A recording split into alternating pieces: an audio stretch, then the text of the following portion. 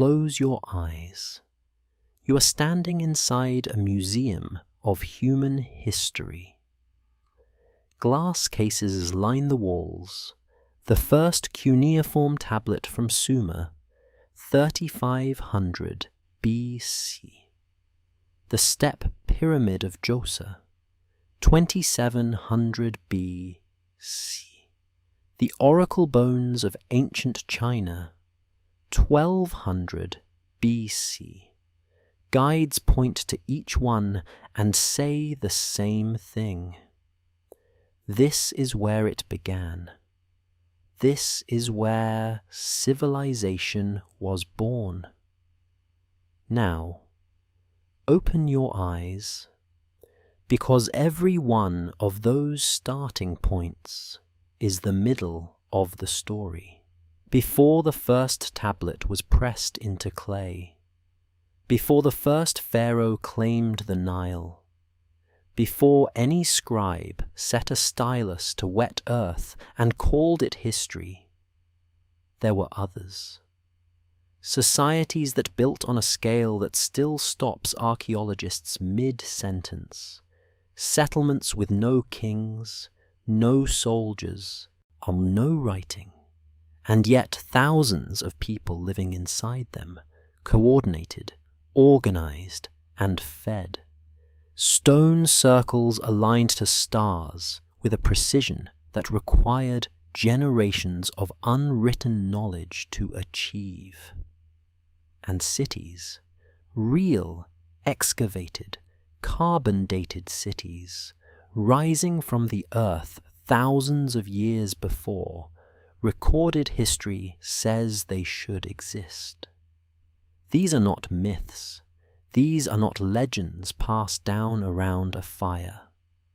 These are physical sites you can visit, artifacts locked in university archives, and evidence published in peer-reviewed journals. Evidence that does not fit the timeline most people were taught. The question is no longer when civilization began. The question is how much of it was already over before we started writing anything down. The sites ahead are not classified as anomalies because researchers lack evidence.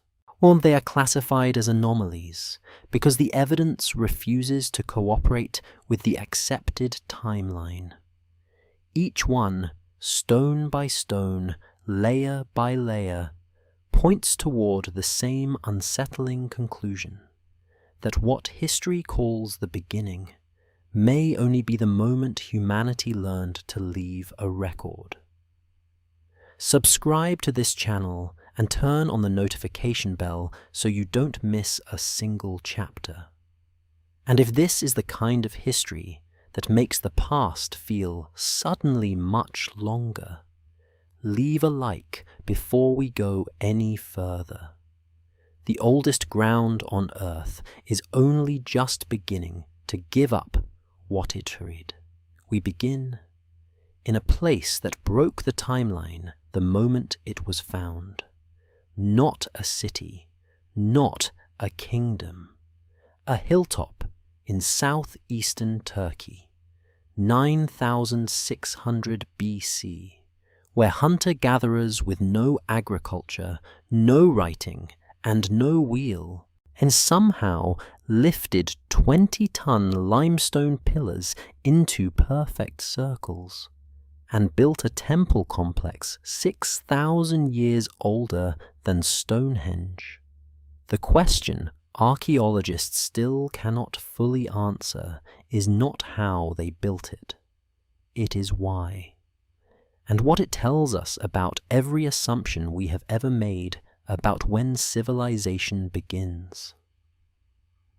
History has a starting line. Most people accept it without question.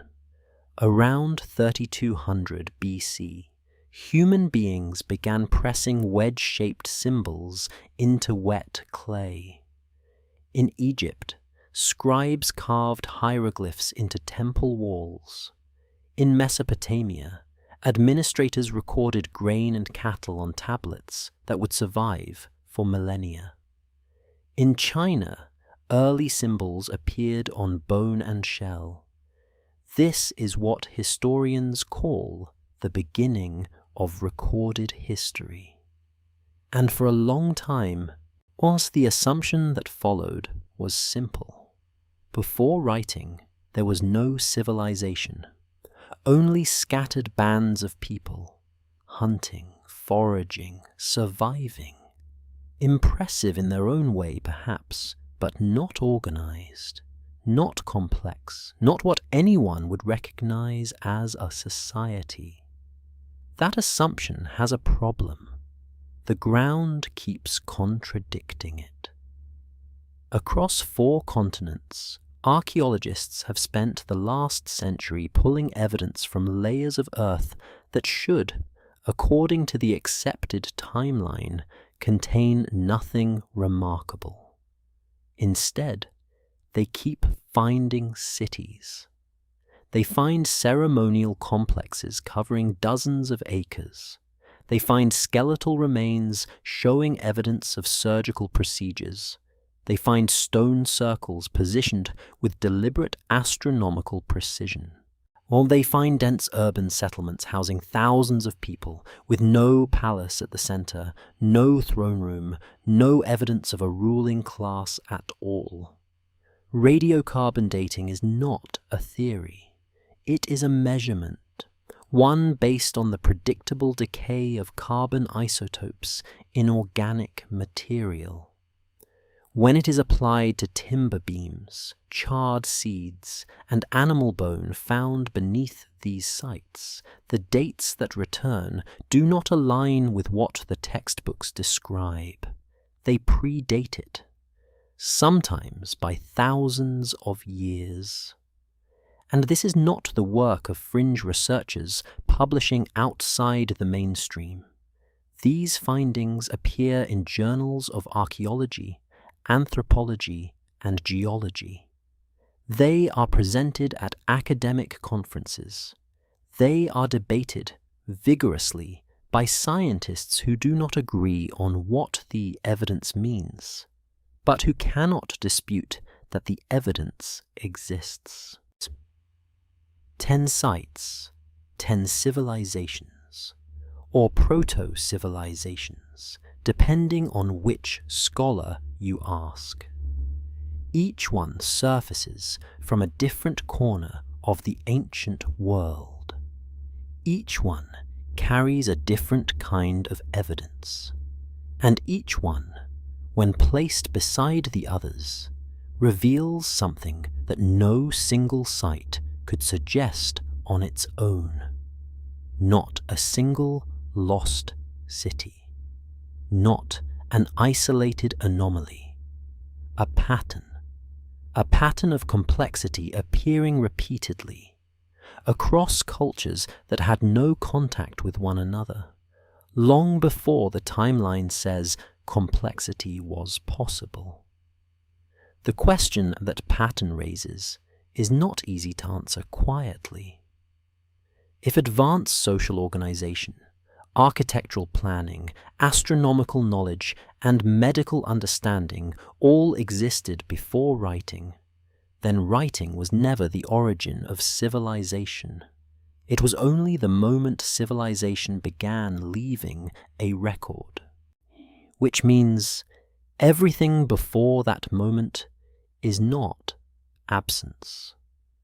It is simply silence. And silence, as archaeologists have learned, can be excavated. The 10 civilizations ahead do not fill that silence completely. No chapter, no series, no library of research could. But they do something more precise. They locate specific points in time and geography where the silence was broken, where people, who were not supposed to be organized, built things that required extraordinary organization to produce. The first of those points is the oldest, and it raises a question that still does not have a clean answer. Long before the first farm was planted, long before a single seed was deliberately placed in a single furrow of soil, someone was already quarrying stone, coordinating labor, and constructing something on a scale that civilization was not supposed to be capable of yet. How does a society with no agriculture feed the workforce that builds its monuments? The hilltop in southeastern Turkey had been there the whole time. Local shepherds knew it. They walked past its stones for decades, assuming the rounded mounds were natural formations, the ordinary contours of an ancient landscape. Surveys from the 1960s noted the site and moved on. No one looked closely enough. Then, in 1994, a German archaeologist named Klaus Schmidt looked closely. What he found did not refine the existing timeline of human history. It fractured it. The year of construction, as confirmed by radiocarbon dating of organic material recovered from the site, is 9,600 BC. At that moment in history, according to everything previously understood about human development, the conditions required to build on this scale did not exist. There were no cities, no agriculture, no administrative systems to organize labor, no surplus food to sustain a workforce, no written language to record plans or assign tasks. What there was on that hilltop was a temple complex covering 25 acres. More than 200 T-shaped limestone pillars, the largest weighing 20 tons, arranged in at least 20 circular enclosures. Their surfaces carved with foxes, lions, vultures, scorpions, and abstract symbols, executed with a naturalistic precision that would not appear again in the region for thousands of years. Ground-penetrating radar surveys conducted in subsequent decades suggest that 95% of the site remains buried. What Schmidt excavated was, in all likelihood, a fraction of what is still beneath the earth. Here is what the archaeology does not show. There is no evidence of permanent habitation at Göbekli Tepe. No hearths arranged for daily life. No storage pits for food. No domestic debris of the kind left behind by people who live somewhere, as opposed to people who arrive, perform something, and leave. This was not a settlement. It was a destination, which means the people who built it, hunter-gatherers, organized in mobile bands across a wide region, were not constructing shelter or infrastructure. They were constructing something that served a purpose. Archaeology has a word for but cannot fully explain. All ritual. What the evidence suggests, and what several researchers have since formalized into a working hypothesis, is a reversal of the sequence historians had long assumed was fixed. The traditional model placed agriculture first, settled communities, surplus food, leisure time, and then, eventually, the organizational complexity required for monumental construction. Göbekli Tepe inverts that sequence entirely.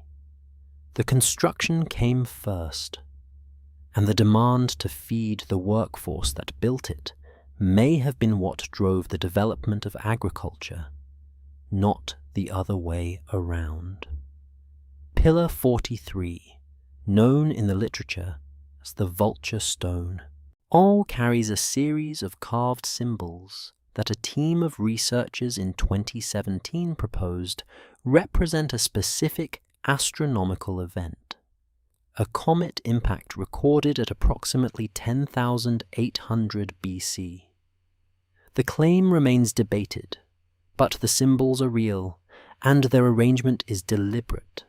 Someone was recording something they considered important enough to carve into 20 tons of stone.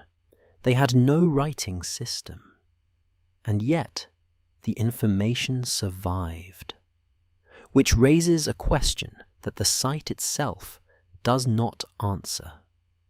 The knowledge required to align these structures, to carve these symbols, to coordinate the movement of stone across a landscape without roads or draft animals, that knowledge had to come from somewhere. It had to have been accumulated over time and transmitted across generations, and without a single written word to carry it. Göbekli Tepe was not alone in demonstrating this. It was only the oldest example of something that was happening quietly in several places at once. Every empire in history has a center of power, a palace, a throne room, a hierarchy with a name at the top, and everyone else arranged beneath it.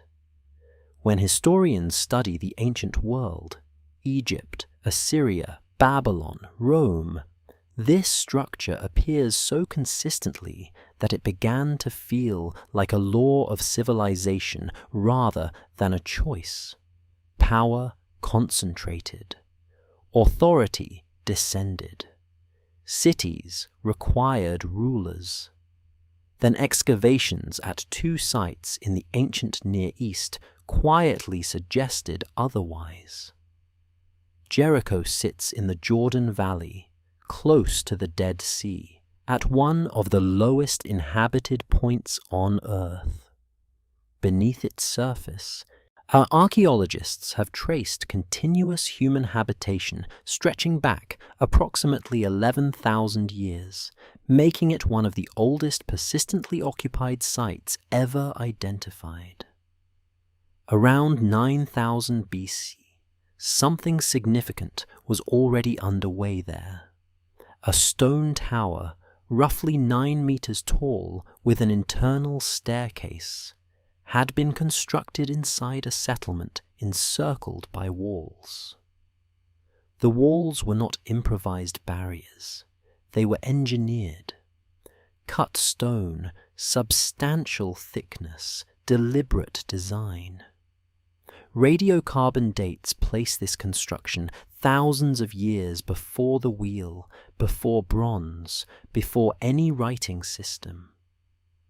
The population of Jericho at this period is estimated at several hundred to perhaps 2,000 people, organized enough to raise permanent fortifications, coordinated enough to sustain a community within them. No palace has been found there. No burial has been recovered that places one individual, by grave goods, by position, by architectural privilege, categorically above the rest. Çatalhöyük, in what is now south-central Turkey, presents something stranger still. By approximately 7,500 BC, between 5,000 and 8,000 people were living within a single dense settlement. Their homes were built wall to wall, with no streets between them. Entry was through openings in the roof. Movement through the settlement meant crossing from rooftop to rooftop, descending into one home, climbing back out, and continuing. This is a city. By population density, by architectural permanence, by the evidence of shared symbolic life. Painted walls, ritual deposits, figurines. It qualifies without ambiguity. And yet, across decades of excavation, archaeologists have found no administrative building, no central storage facility controlled by a single authority, no residence that, by scale or construction or contents, indicates the presence of a ruling class. The dead were buried beneath the floors of the homes they lived in. Analysis of the skeletal remains shows no significant difference in nutrition, health, or physical workload across the population. The burden of maintaining this settlement appears to have been, as far as the evidence indicates, shared. This is the detail that breaks the expected sequence. Later civilizations, the ones history textbooks treat as the definition of organized society, were built around hierarchy. Mesopotamian city-states had kings, priests, and administrators. Our Egyptian civilization was structured from the pharaoh downward. The assumption embedded in those models is that complexity requires control, and control requires someone in charge. Jericho and Çatalhöyük predate all of those civilizations by thousands of years, and they functioned for centuries, in Çatalhöyük's case for more than a millennium, without the apparatus that later societies treated as essential. Something held them together. The archaeology does not name it. The walls at Jericho suggest a community capable of collective defense. The shared symbolism at Çatalhöyük suggests a culture coherent enough to maintain common meaning across generations. But what provided the organizing principle? What replaced the palace, the throne, the administrator with a seal? That question remains unanswered. Meanwhile, far from these early cities, other communities were solving entirely different problems, and the solutions they reached were no less remarkable. There is a human molar recovered from a site in western Pakistan that is approximately 9,000 years old. It has been drilled, not fractured by time or pressure, not damaged by decay in the way teeth deteriorate without intervention. It has been deliberately bored, a small, clean cavity shaped by a tool, in a pattern consistent with the removal of infected material. The person who performed that procedure had no textbook, no written anatomy, no institution that granted them the authority to practice.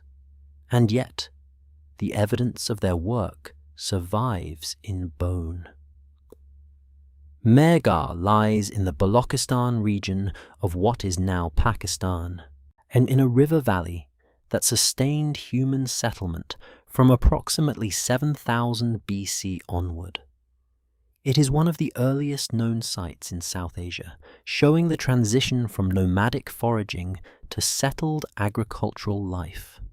Excavations at Mehrgarh have recovered evidence of cultivated barley and wheat, domesticated cattle, and the production of ceramic pottery, all from periods predating the Indus Valley civilization by thousands of years. But it is the biological evidence that quietly reframes what was happening there. 11 drilled molars have been recovered from Mehrgarh's Neolithic layers. Analysis published in the journal Nature confirms intentional drilling using flint-tipped tools, with no sign of post-procedural infection in the surrounding bone, indicating that whatever technique was applied, it was effective enough to allow healing. Someone in Mehrgarh, 9,000 years ago, understood enough about human anatomy to intervene in it successfully. That knowledge was not written down. It was practiced, refined, and transmitted through means that leave no archive, only results. 6,000 kilometers to the east, in the Yellow River basin of central China, a settlement called Jiahu tells a different part of the same story. Zhuohu dates to approximately 7000 BC. Among the artifacts recovered from its burials are flutes carved from the wing bones of red-crowned cranes, some of the oldest playable musical instruments ever found. Several remain intact enough that researchers have been able to produce sound from them. The tonal range these instruments were designed to achieve is not accidental. The spacing of the finger holes follows a deliberate acoustic logic, one that required either natural aptitude refined over generations, or a tradition of musical knowledge transmitted carefully enough to maintain internal consistency across time. Also recovered from Jiahu are tortoise shells and bone fragments bearing carved symbols, marks that some researchers have proposed may represent an early precursor to Chinese writing, appearing thousands of years before the oracle bone script of the Shang dynasty. The proposal remains debated, but the symbols exist. Taken together, Megar and Jiahu present evidence that is difficult to set aside. Medical knowledge precise enough to drill teeth without causing fatal infection. Musical knowledge sophisticated enough to produce instruments with intentional tonal range. All symbolic systems complex enough to prompt serious academic debate about whether they constitute proto-writing. None of it recorded in text, all of it real. The assumption that writing produced knowledge, that literacy was the engine of human intellectual development, does not survive contact with these sites. Writing recorded knowledge. It preserved and accelerated it. But the knowledge existed first, carried in hands and memory and practice, long before anyone thought to mark it permanently. Which makes a quieter question unavoidable. If this depth of understanding existed in medicine and music without writing, how far did it extend?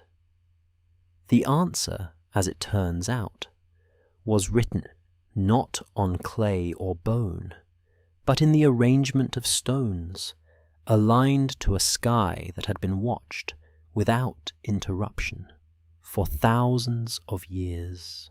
Or the Sahara was not always desert. Between approximately 11,000 and 5,000 years ago, a period geologists call the African Humid Period, the region that is now one of the most inhospitable places on Earth, was instead a landscape of lakes, grasslands, and seasonal rains. People lived there. Cattle grazed there. Communities formed and persisted across centuries in terrain that today offers almost nothing to sustain life. And in one of those communities, in a dry lake bed in what is now southern Egypt, someone began arranging stones in alignment with the sky. Nabta Playa is approximately 100 kilometers west of Abu Simbel in the eastern Sahara. The site was identified by researchers in 1974 and has been studied intermittently since. But what the excavations revealed was a stone circle, smaller in scale than Stonehenge, but older by perhaps 2,000 years, positioned with deliberate astronomical intention. The alignments at Nabta Playa correspond to the position of the midsummer sunrise at the time of the construction, dated to approximately 6000 BC. Additional megalithic structures at the site align with stars that would have been prominent in the night sky of that period, including Orion's belt Sirius, and Alpha Centauri, as determined by calculations accounting for the slow precession of Earth's axis over millennia. These are not approximate relationships. The alignments are precise enough that researchers have been able to use them to confirm and cross-check the dating of the site itself. Here is what that precision requires. Was to align a stone monument to a specific solar or stellar position, a builder needs to know in advance exactly where that position will be. Not on a single night, but at a predictable, repeating point in the annual cycle. That knowledge cannot be acquired in one season or one lifetime. It accumulates across years of systematic observation, recorded with enough consistency that the pattern becomes reliable. At Nabta Playa, that knowledge produced stonework accurate enough to function as an astronomical instrument. No written records accompanied it. No star charts have been recovered. No tables of solar movement. No numerical notation of any kind. The knowledge that produced those alignments existed entirely outside of text, and yet it was precise enough to be encoded permanently in the arrangement of megalithic stone. What that implies is uncomfortable to consider too directly. Astronomical knowledge of this order does not emerge from a single individual's observation. It requires a community that values the accumulation of celestial data across generations, one that develops methods for passing that data forward without losing precision in the transfer. At 6000 BC, those methods were not written.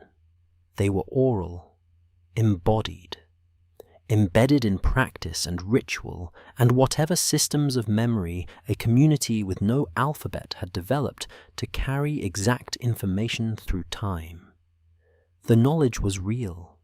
The mechanism that preserved it remains, for the most part, invisible to archaeology, which means that what is recoverable, the stones, their positions, the calculations that confirm their alignments, is only the final expression of a process that began much earlier and left almost no other trace.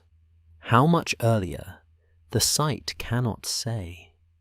How far that accumulated knowledge extended, whether it connected to other sites, other communities, other systems of sky watching developing simultaneously in other parts of the world, that question remains open.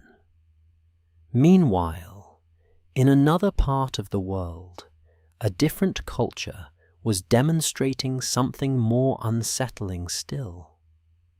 Not that knowledge could be built without writing, but that it could survive, intact, precise, and functional, for longer than most written civilizations have existed.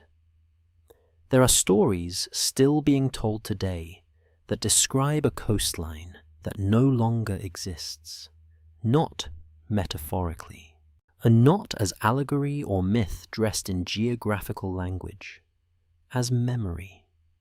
Specific bays, named headlands, fishing grounds, and ceremonial sites, all of them now submerged beneath the ocean, swallowed by rising sea levels at the end of the last ice age, more than 10,000 years ago. The people who tell these stories did not read about those coastlines. They inherited the description of them. Across an unbroken chain of oral transmission stretching back to a world that the rest of human civilization has only recently begun to reconstruct through satellite mapping and submarine geology. Australian Aboriginal cultures represent the longest continuous cultural tradition so far identified on Earth. And genetic and archaeological evidence places human habitation of the Australian continent at approximately 65,000 years ago. A span of time so large it is difficult to hold in the mind without losing its scale. Throughout that span, in the absence of any writing system, these cultures developed a method of encoding and transmitting information that researchers are only beginning to understand in its full complexity. The mechanism is called a songline. A songline is not simply a song, and it is not simply a path.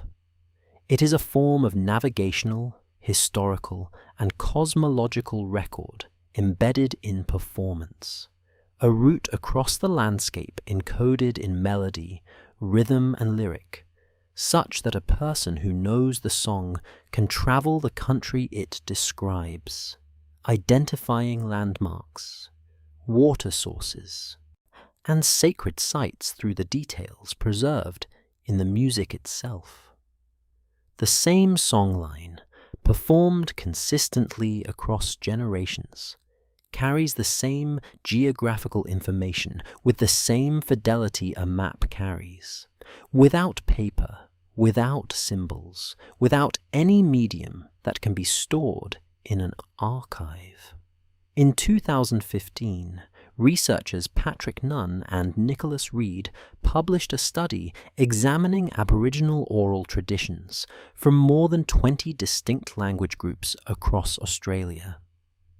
What they found was a consistent pattern, stories describing the flooding of specific coastal areas, the formation of particular islands, and the submersion of land that had previously been habitable. Or when those descriptions were cross-referenced with geological records of post-glacial sea level rise, a process that occurred between approximately 18,000 and 7,000 years ago, the correspondence was precise. The traditions were not describing imagined events. They were describing real geological changes in real locations, with enough geographical specificity to be matched against physical evidence. The minimum age of some of those traditions, based on when the events they describe actually occurred, is 10,000 years. The written record of all human civilization is approximately 5,000 years old. This is what that comparison means in plain terms. Some of the information preserved in Australian Aboriginal oral tradition is twice as old as writing itself, and it has been transmitted with enough accuracy to satisfy geological verification. The assumption that oral cultures are unreliable carriers of historical information does not survive contact with this evidence, which forces a quieter, heavier question. If a tradition maintained over 10,000 years can preserve geographical data precise enough to match submarine topography, then what else has been carried in other oral traditions across other cultures that has not yet been cross-referenced against the physical record?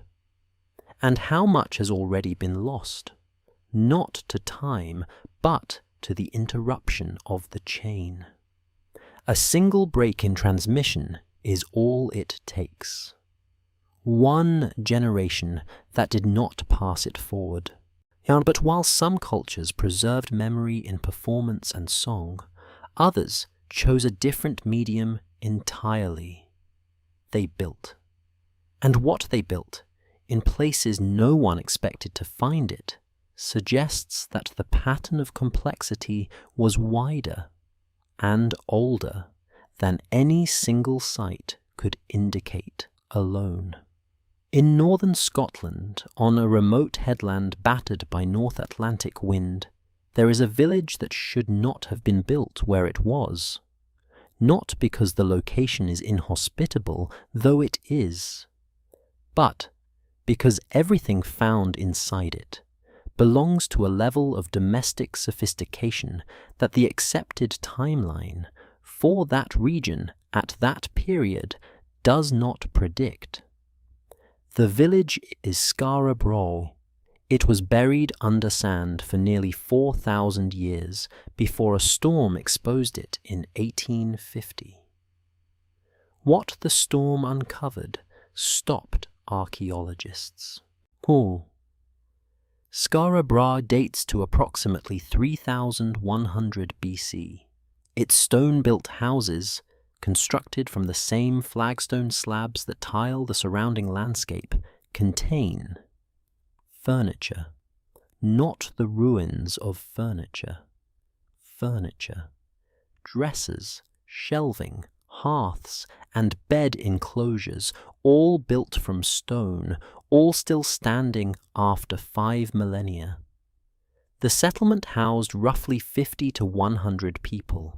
Each dwelling was connected to the others by covered passageways, forming an integrated structure that functioned as a single architectural system rather than a collection of separate homes. Drainage channels ran beneath the floors.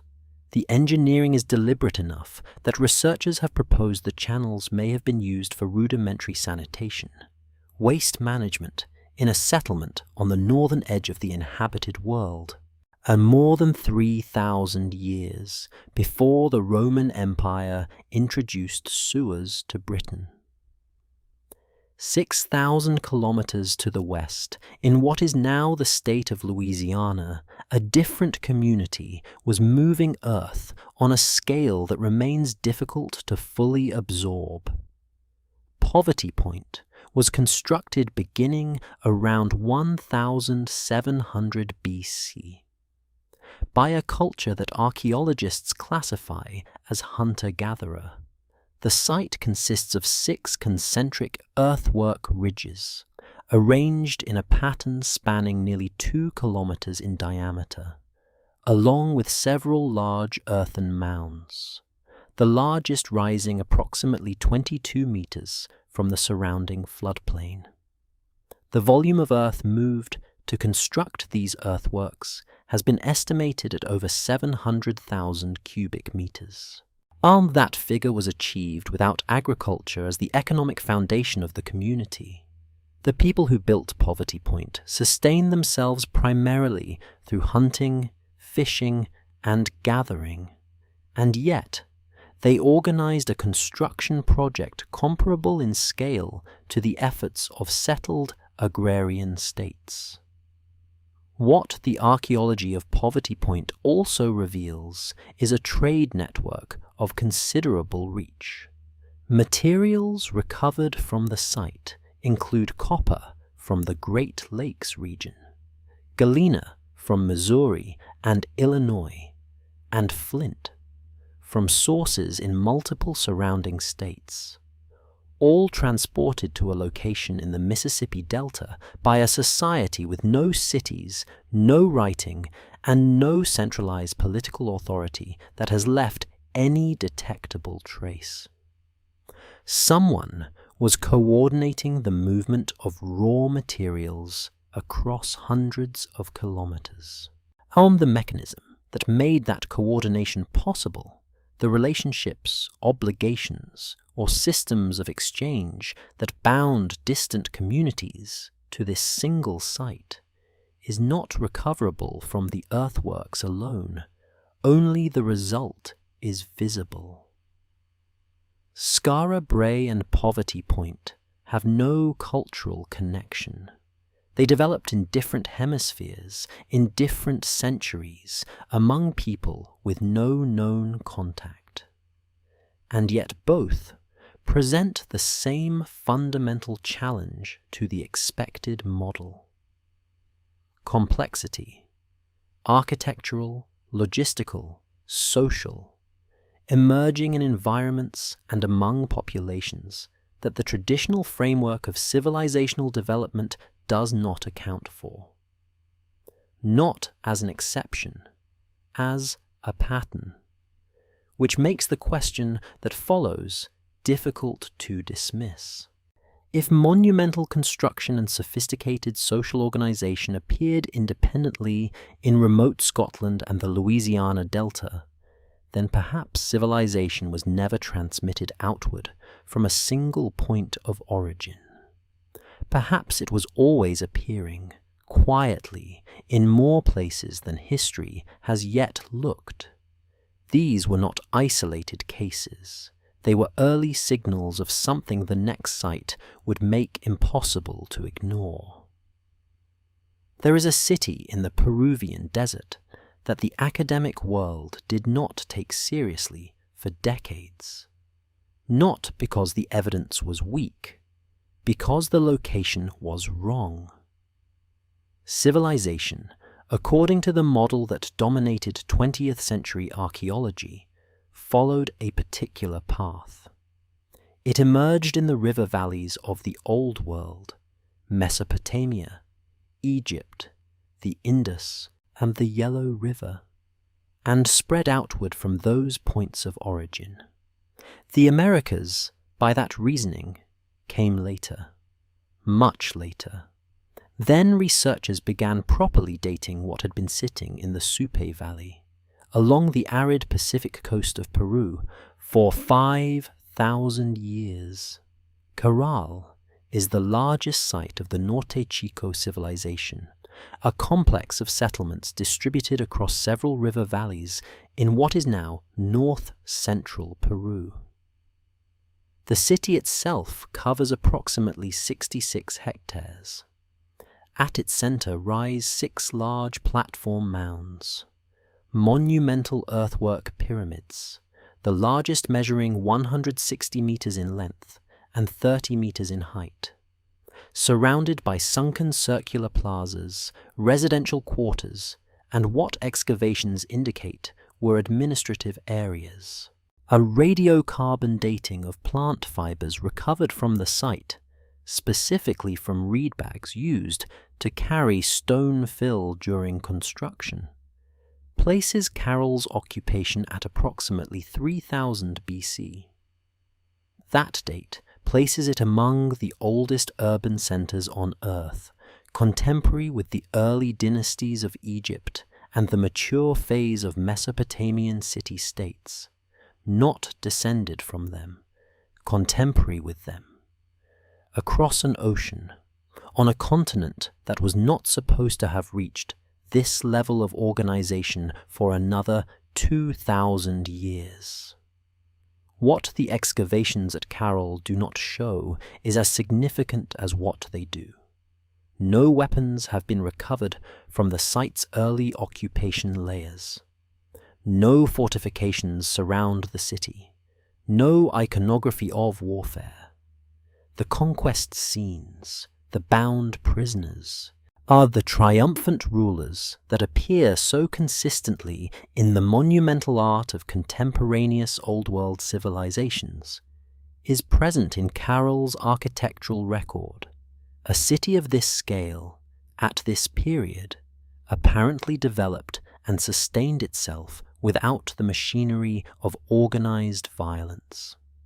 Archaeologist Ruth Shady Solis, who led the excavations beginning in the 1990s, characterized Caral as evidence of a social model built around economic exchange and communal labor rather than military coercion. The city traded with coastal communities for fish and shellfish, supplying cotton and other agricultural products in return. The exchange was extensive enough to sustain a non-agricultural urban population at the city's center. It is a system that the traditional model of early civilization, in which military hierarchy drives urban development, does not predict and cannot easily absorb. This is the detail that shifts the weight of everything that has come before. Each civilization examined in the preceding chapters carried its own anomaly. Göbekli Tepe broke the sequence of agriculture and construction. Jericho and Çatalhöyük broke the assumption that cities required rulers. Mehrgar broke the assumption that medical knowledge required writing. Nabta Playa broke the assumption that astronomy required institutions. The Aboriginal traditions of Australia broke the assumption that oral cultures cannot preserve history with precision. Skara Brae and Poverty Point broke the assumption that complexity only emerged in environments with the right agricultural foundations. Caral breaks something larger. It breaks the idea that civilization had a cradle, a single point of origin from which all subsequent complexity descended, spread, and developed. That model requires civilization to have moved across land bridges, along coastlines, through trade and migration, from a source. Caral did not receive civilization from the old world. It produced it independently, simultaneously, on the opposite side of the planet. Which means the emergence of complex urban society was not a singular invention that humanity stumbled upon once and then carried forward. It was a capacity, one that surfaces repeatedly when populations of sufficient size and duration begin responding to the pressures and possibilities of their specific environment. And when all these pieces are placed together, the hilltop temple in Turkey, the egalitarian city in Anatolia, the drilled teeth in Pakistan, the stone circles of the Sahara, the songlines of Australia, the earthworks of Louisiana, the stone village of Scotland, and now the pyramid city of coastal Peru, the picture that forms is not of isolated anomalies scattered across the ancient world. It is of a pattern. The same pattern, expressed differently in each location, emerging from the same fundamental human tendency toward organization, construction, and the accumulation of shared knowledge. If that is true, if civilization is a tendency rather than a tradition, then the question of where it began loses its meaning, and a quieter, heavier question takes its place. If it emerged this many times, in this many places, across this much of human prehistory, how many times did it also end? And what did those endings erase that we have not yet found the silence of? At some point in the study of ancient history, the evidence stops feeling like a collection of separate discoveries. It begins to feel like a single argument, not one made by any individual researcher or any school of thought or any particular archaeological tradition. An argument made by the ground itself, slowly, site by site, layer by layer, against a version of human history that was always too simple to be true. This is where that argument arrives at its conclusion, except that it does not conclude. The conventional definition of civilization rests on a cluster of markers: writing, cities, agriculture, trade, and hierarchy. The presence of these elements in combination is what historians have traditionally used to identify a society as civilized, as having crossed the threshold from prehistory into history. That definition was not arbitrary. It was built from the evidence available at the time it was constructed, drawn primarily from the ancient Near East, where written records happened to survive in large quantities and early excavations happened to focus. The problem is not that the definition was wrong. The problem is that it was drawn from too small a sample. Return for a moment to the hilltop in southeastern Turkey, Göbekli Tepe, at 9,600 BC demonstrates coordinated labor, architectural planning, astronomical awareness, and symbolic communication, all of the cognitive and social infrastructure that civilization requires in the complete absence of agriculture, writing, or permanent settlement. If the conventional definition held, Göbekli Tepe should not exist. It exists. Move to Çatalhöyük, where, by 7,500 BC, thousands of people were sustaining a dense, coherent urban community for over a millennium, without a palace, without a ruling class, and without any administrative apparatus that archaeology has been able to locate. If hierarchy were a prerequisite for civilization, Çatalhöyük should not have functioned. It functioned for longer than the Roman Empire lasted.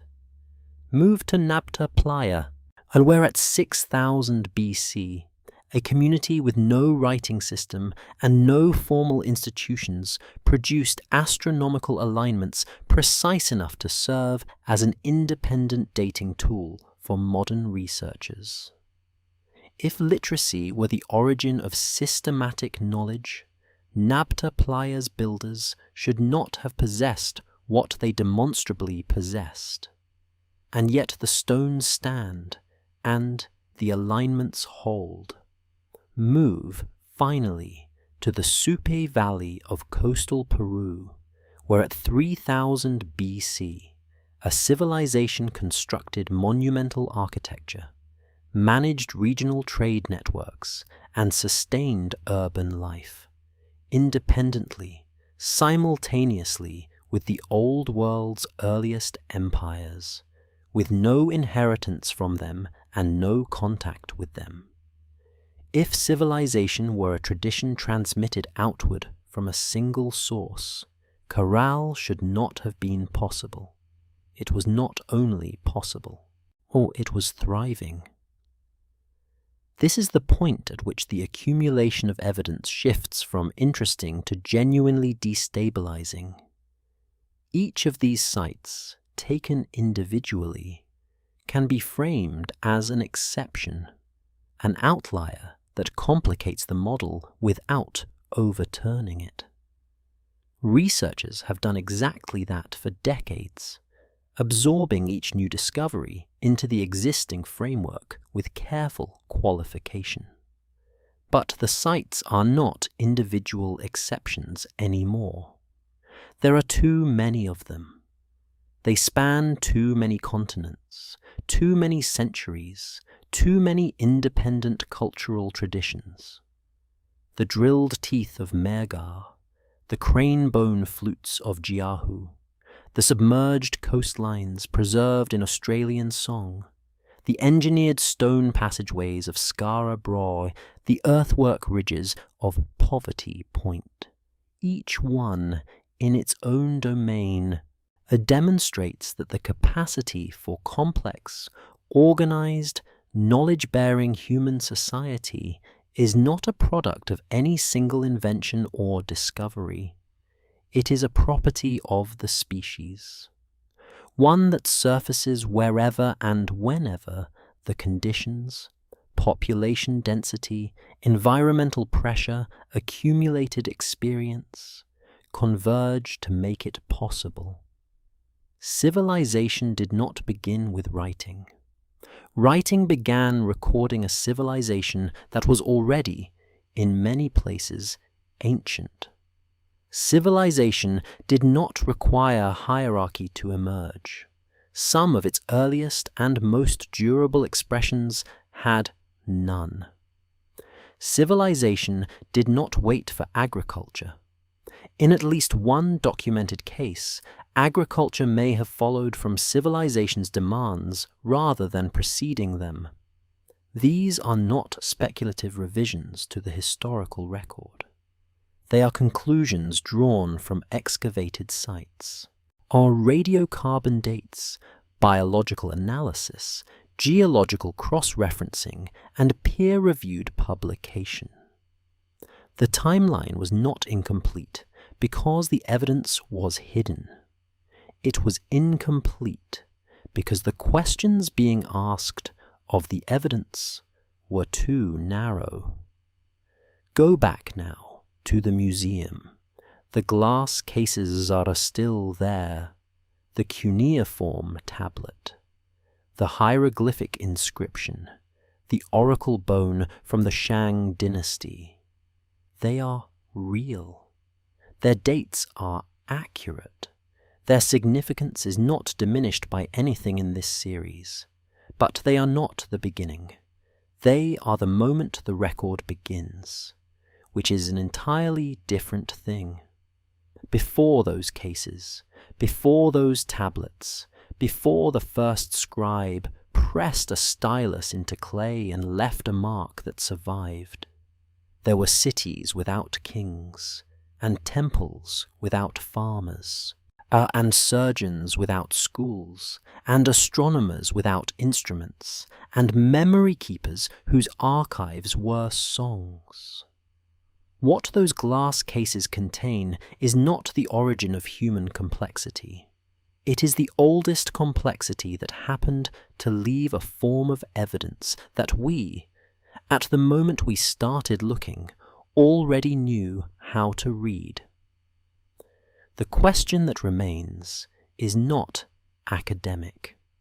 If the capacity for civilization is as old and as widespread as the evidence now suggests, if it emerged, developed, and in some cases ended long before the period history has traditionally examined, then the version of human experience contained in the written record is not the whole story.